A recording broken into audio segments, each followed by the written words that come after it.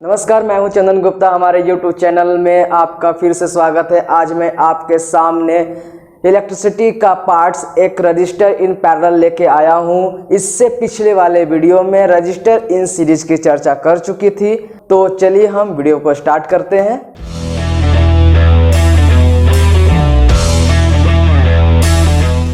हम आइए देखते हैं रजिस्टर इन पैरेलल क्या होता है।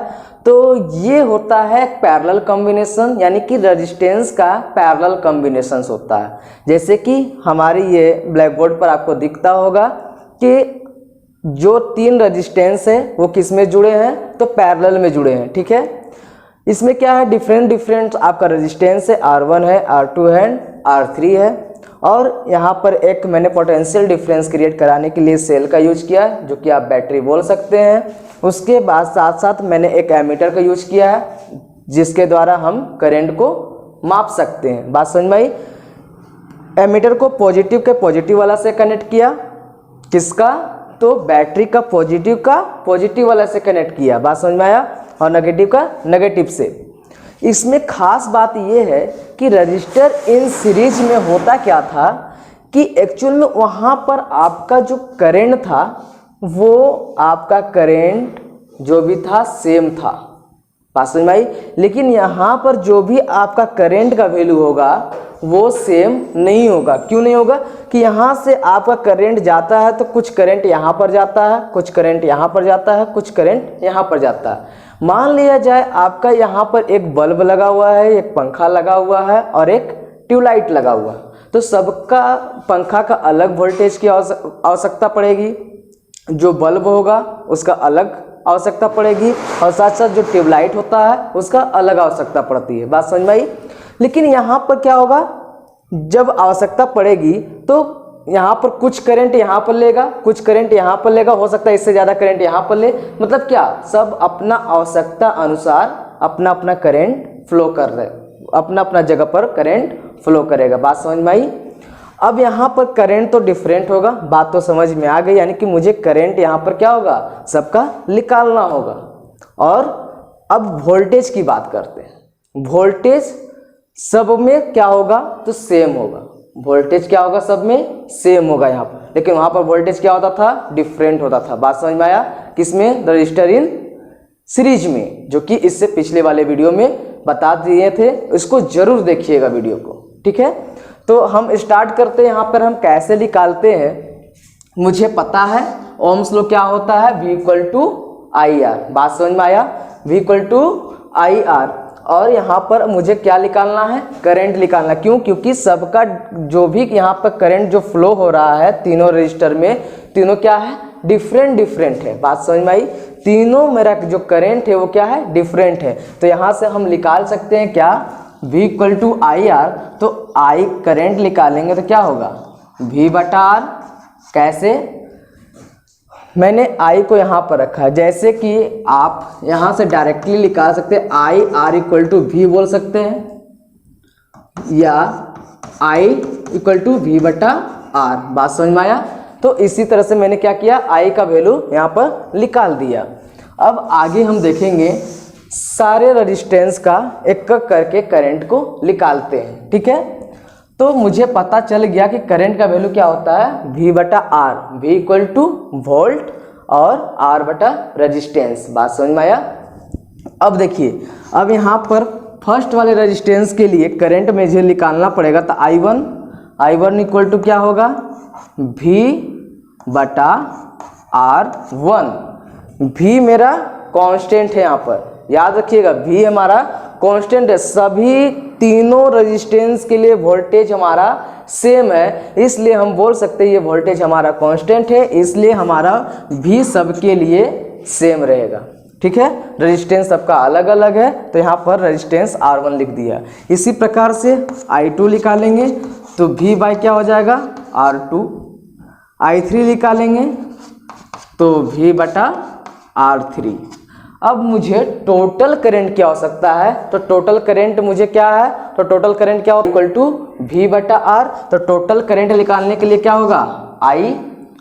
तो I टोटल करंट हो गया, और टोटल करंट निकालने के लिए क्या है, इसमें जो करंट है, इसमें जो करंट गया, इसमें जो करंट गया, तीनों करंट को क्या कर देंगे, जोड़ देंगे, यानी कि date is I1 plus I2 plus I3। मैंने क्या किया, टोटल करंट को निकालने के लिए सारे करंट को मैंने जोड़ दिया। बात समझ में आया। अब यहाँ से मुझे पता है I इक्वल टू क्या होता है, V बटा R। तो यहाँ I1 का वैल्यू कितना है, V बटा R1, I2 का वैल्यू V बटा R2 और I3 का वैल्यू V बटा R3। बात समझ में आया। उसके बाद मैं क्या करूँगा,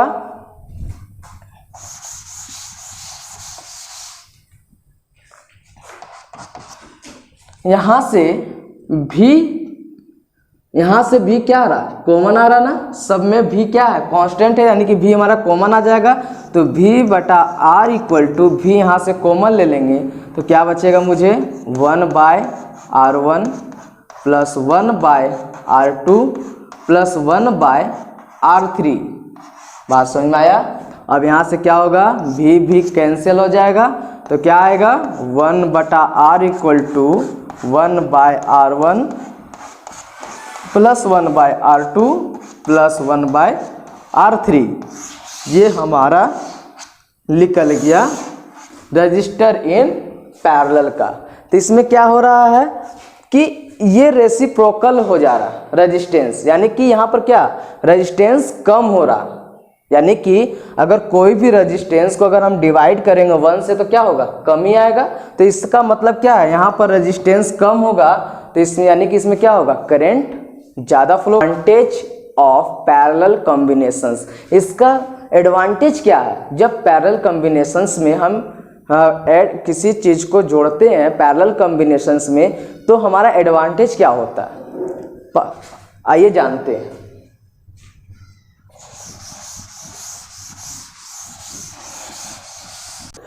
तो आइए हम एडवांटेज को समझते हैं। हमारा पहला एडवांटेज बोलता है क्या, in series when one register fails the circuit is broken and non component work. यानी कि जो सीरीज होती थी, जो सीरीज में आप कॉम्बिनेशन करते थे, उसमें क्या होता था कि अगर कोई भी रजिस्टर या कोई भी रजिस्टर टूट जाए तो उसमें क्या होता है, करंट बहना बंद हो जाता है। क्यों, क्योंकि उसमें क्या होता था ना कि एकदम मतलब कि एक साथ जोड़ा जाता था। मान लीजिए हमें 4 गो बल्ब एक साथ मैंने जोड़ दिया, ठीक है। मान लिया जाए आप बल्ब को 4 बल्ब एक साथ जोड़ दिए, ठीक है। करंट तो सब में जा रहा है, एक साथ करंट जा रहा है। अब बताओ अगर अचानक से ये बल्ब खराब हो जाए, मान लिया जाए ये बल्ब खराब हो जाए तो क्या यहाँ पर करंट जाएगा? ऑब्वियसली नहीं जाएगा, क्योंकि आपका मान लिया जाए चीटी रास्ते से चल रहा है, एक लाइन से चीटी जा रहा और अचानक रास्ता को बंद कर दिया जाए तो क्या सारा चीटी जा पाएगा? नहीं जा पाएगा। क्या रास्ता में रुकावट डाल दिया। तो वही चीज़ यहाँ पर ये कर रहा है। अगर सीरीज में होता है क्या है कि जो भी रेजिस्टेंस होता है, जब सीरीज में कॉम्बिनेशन होता है, कोई एक रजिस्टर अगर टूट जाए यानी ब्रोकन हो जाए तो सारा रजिस्टर में करंट बहना बंद हो जाता है। लेकिन पैरेलल में ऐसा नहीं होता है। अगर पैरेलल में सारे बल्ब को, मान लीजिए पैरेलल में हम बल्ब को कनेक्ट कर दिए, ठीक है। पैरेलल में बल्ब को क्या मैंने कनेक्ट कर दिया, अगर करंट तो सब में जा रहा है, मान लिया जाए, चलो मान लेते हैं यहाँ पे बल्ब है और यहाँ पे मान लेते हैं फैन है, ठीक है। यहाँ पे पंखा है और यहाँ पर क्या है, ट्यूब है। तो सबका अलग अलग करंट जा रहा है। अगर मान लो कि ये जो आपका बल्ब है वो खराब हो जाता है, अगर बल्ब ये खराब हो जाता है तो क्या होगा, ये पंखा और ये जो ट्यूबलाइट है वो थोड़ी ना बंद हो जाएगा, क्योंकि सबका अलग अलग कनेक्शन है। सब एक दूसरे से मतलब कि एक दूसरे पर निर्भर नहीं है। इनका करंट अलग जा रहा था, इनका करंट अलग जा रहा था, इनका करंट अलग जा रहा था। ज़्यादा क्या होगा, ये जब बल्ब खराब होगा तो यहाँ पर करंट आना बंद हो जाएगा। लेकिन ये दोनों में क्या होगा, करंट हमेशा चालू रहता है। यही कारण है कि हमारा जो घर में वायरिंग होता है वो क्या होता है, तो पैरेलल कॉम्बिनेशंस में होता है, ताकि हमारा कोई भी चीज़, अगर मान लीजिए टीवी ही की बात करते हैं, अगर मान लीजिए टीवी खराब हो जाता है तो बाकी हमारा पंखा, ट्यूबलाइट, बल्ब, बहुत सारे जो भी आपका इंस्ट्रूमेंट आप जलाने के लिए या सुनने के लिए रखे हैं, वो क्या होता है, वो हमेशा के लिए चालू ही रहता है, वो खराब नहीं होता है। ठीक है, अब हमारा दूसरा जो पॉइंट है वो कह रहा है different appliances require different current, this can not be satisfy in series combinations. मतलब ये क्या होता है, ये सेटिस्फाइड नहीं करता है सीरीज कॉम्बिनेशन को। बात समझ में आया, ये सीरीज कॉम्बिनेशन को सेटिस्फाइड नहीं करता है। और ये जो है पैरेलल में क्या होता है, डिफरेंट अपना मतलब कि करंट जाता है, मतलब कि इनमें कुछ करंट गया, इनमें कुछ करंट गया, तो सब अपना अपना जैसा आवश्यकता होती है वैसा वो करंट अपने आप ले लेते हैं। बात समझ में आया। अब तीसरा पॉइंट जो है वो मेरा बोल रहा है total resistance in parallel combination is less as compare to series combinations. इसका मतलब होता है कि सीरीज कॉम्बिनेशन में सभी रेजिस्टेंस एक साथ जुड़ने से हाई बन जाता है।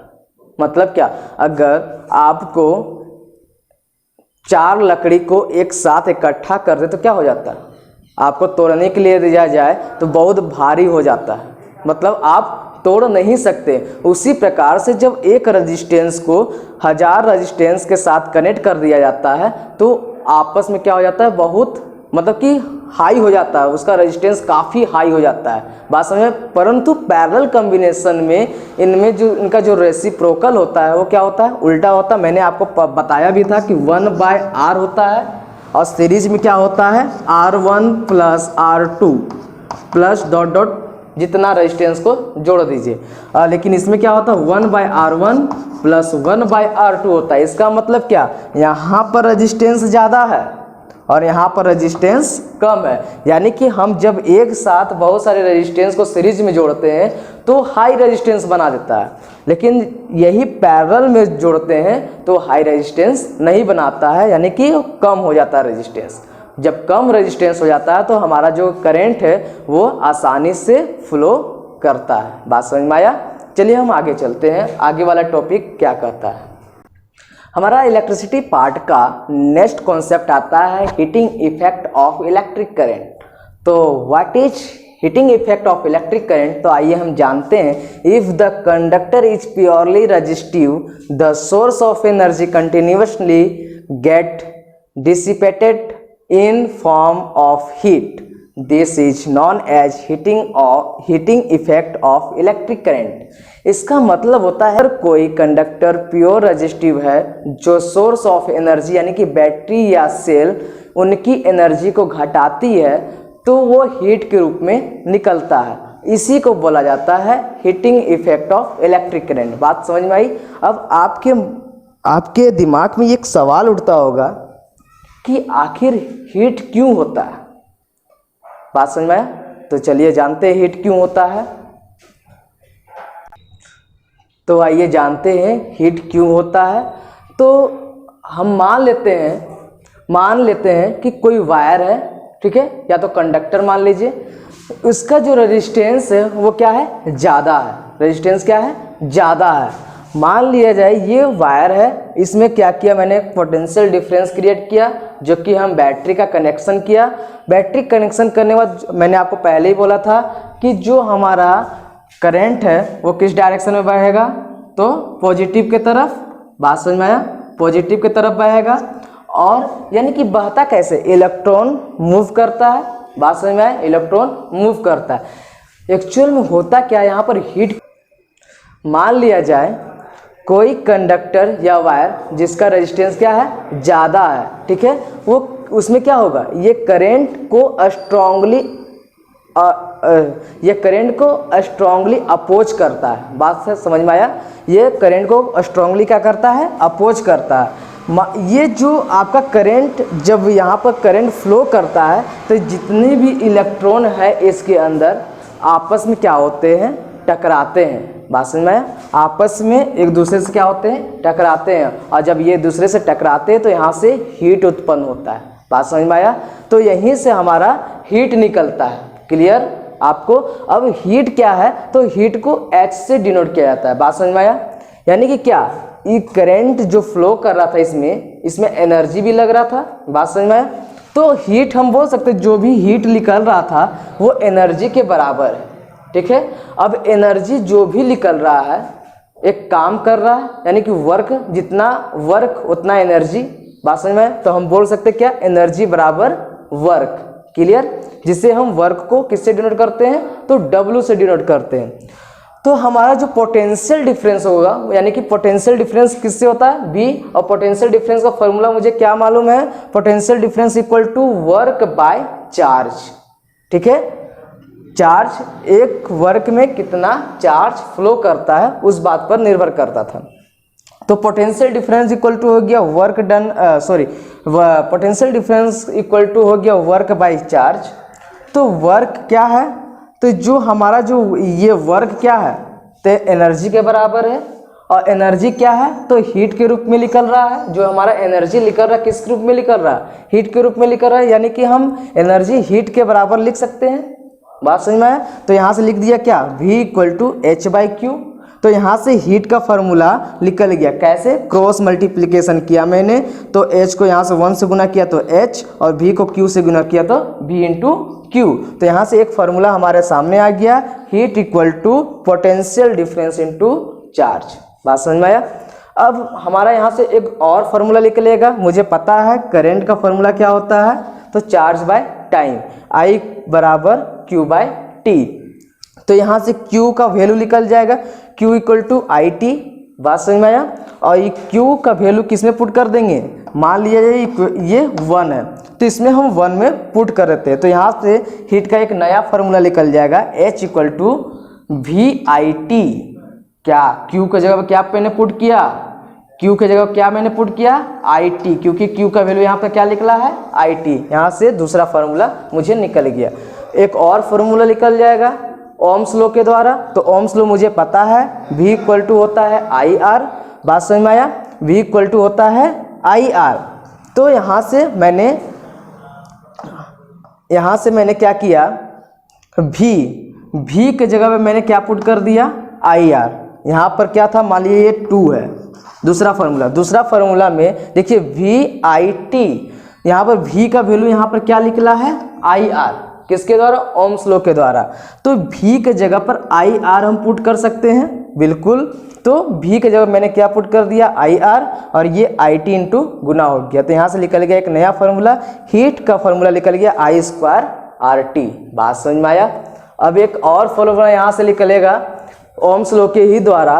तो ओम्स लॉ मुझे पता है कि V इक्वल टू IR होता है। यहाँ से मैंने क्या कर लिया, करंट को निकाल लिया। करंट इक्वल टू क्या हो जाएगा?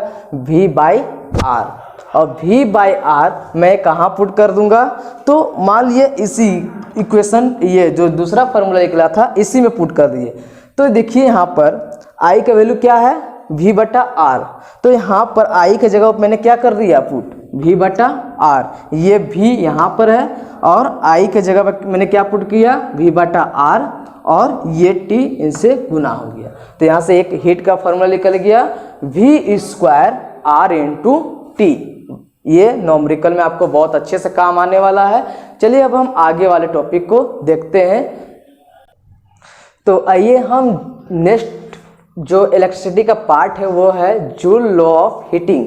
ठीक है, ये किस बात पर निर्भर करता है? जब हीट प्रोड्यूस होता है रजिस्टर में तो क्या होता है? ठीक है, पहला पॉइंट क्या है? Directly proportional to the square of current. यानी कि हमारा जो हीट होता है, यानी कि जो हमारा हीट होता है किसका होता है? डायरेक्टली प्रोपोर्शनल तो करंट का, वो भी क्या? Square of current. यानी कि करंट का जो स्क्वायर है उसका डायरेक्टली प्रोपोर्शनल होता है हीट। बात समझ में आया?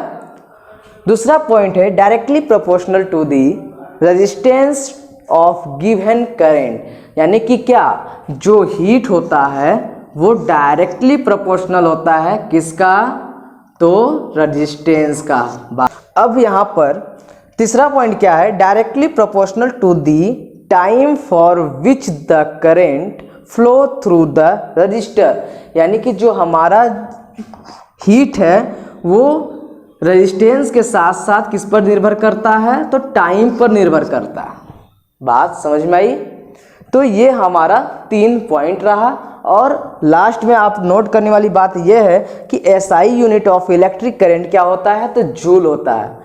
जूल होता है और जिससे क्या होता है, कैपिटल जे से डिनोट किया जाता है, कैपिटल जे से डिनोट हम करते हैं। बात समझ में आई? ये रहा हमारा आज का वीडियो। और इस इलेक्ट्रिसिटी चैप्टर को समझना है तो हमारा इससे पिछले वाला वीडियो जो शुरू से लेके अंत तक 4 पार्ट में बांटा गया, उन्हें देखना मत भूलिए। उन्हें अच्छी ढंग से देखिएगा, आपको अच्छे ढंग से समझ में आएगा। और अगर ये वीडियो आपको पसंद आए तो यार लाइक, कमेंट एंड शेयर जरूर कीजिएगा। और इसके साथ साथ नीचे जो लाल कलर का बटन है उसे दबाना मत भूलिएगा। उसको दबाने में तो खैर मज़ा ही आता है, कुछ अलग इसका अंदाज ही है। और इस सब्जेक्ट से जुड़ा अगर किसी भी तरह का नोट्स चाहिए तो उसके लिए हमारा इंस्टाग्राम आईडी का लिंक हमारे डिस्क्रिप्शन में दिया गया है, वहाँ पर जाकर आप डायरेक्ट मैसेज कर सकते हैं, वहाँ पर आपको नोट्स प्रोवाइड किया जाएगा। तब तक के लिए धन्यवाद।